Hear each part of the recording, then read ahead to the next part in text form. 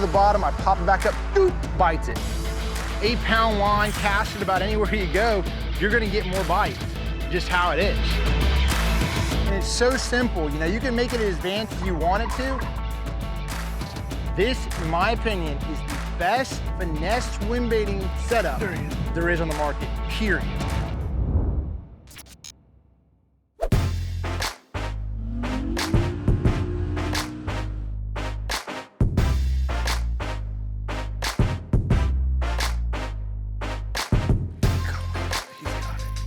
There you go.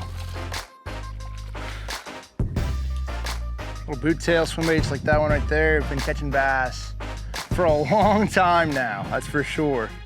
And a lot of times people forget about them when they're offshore. When you're fishing out here, offshore applications, you can get quite a few more bites.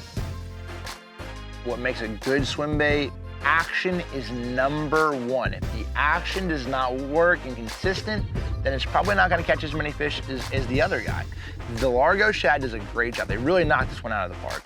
The key with this bait is it's soft enough that you're gonna have that consistent kicking action. At the slowest speeds, if you stop, you let that bait fall, you're gonna have a consistent kicking action. Or if you're just crawling on the bottom, it's still going to be kicking, that's when you generate the bites. But on top of that, you have the durability to catch more than one fish on that. You literally see how many fish I've caught on this swim bait right here. It's gotta be 10 or 12. Has the right amount of durability, the right amount of softness, where you really get the best of both worlds. The 4-inch is actually a pretty regular size swim bait, but we have that 3-inch Largo Shad for more of the finesse applications as well. You know, I know now that with this selection of colors, I'm taking care of no matter what situation or what forage I'm trying to match in the country, fishing professionally, I'm set, you know, and that's really important to me. So many different applications. And this dude right here is really my workhorse. If there's one way I rig this bait, this is probably my favorite way on casting gear with that little bit lighter line. Rigged on a ball head jig, it just catches fish all over the country. I think, choked it, look at that. Another way to rig the Largo Shad is on a Tokyo rig. You know, this is not the conventional way you would think of rigging a swim bait, but you know, when the fish are really deep, I have buddies way up north that catch big smallmouth, you know, on wintering holes for smallmouth. Tokyo rig. And this just allows you to keep that swim bait on the bottom. Wow.